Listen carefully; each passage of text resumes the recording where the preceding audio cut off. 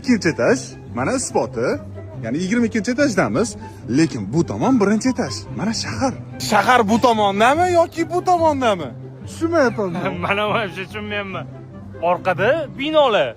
Bu yerda 22 etaj pastga ketyapti. Lekin binoni bu tarafiga o'tib, liftga qarasak, 12-etajda bo'lamiz. Endi liftga kirib, 8-etajni bossak, 8-etaj orqali chiqsak, bu yerda xuddi yana 1-etajga tushib qolamiz. Mast qaraydigan bo'lsangiz, yana bitta boshqa shahar bu.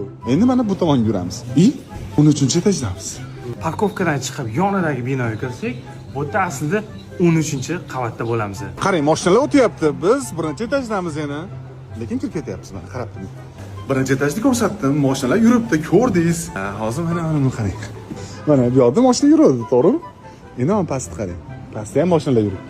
Bu yerga kelsak, bir nechta dom orasida most ulangan holatni ko'rsangiz bo'ladi. Aytda ham xuddi shunaqa most. Ikkita dom ulab turibdi. Agar siz ham Xitoyga sayohat uchun kelaman desangiz, eng arzon aviabilet va mehmonxonalarni Aviasales.uzda xarid qilsangiz bo'ladi. Yonidagi binoga kirsak, biz aslida LG, ya'ni 8-etajda paydo bo'lib qolamiz.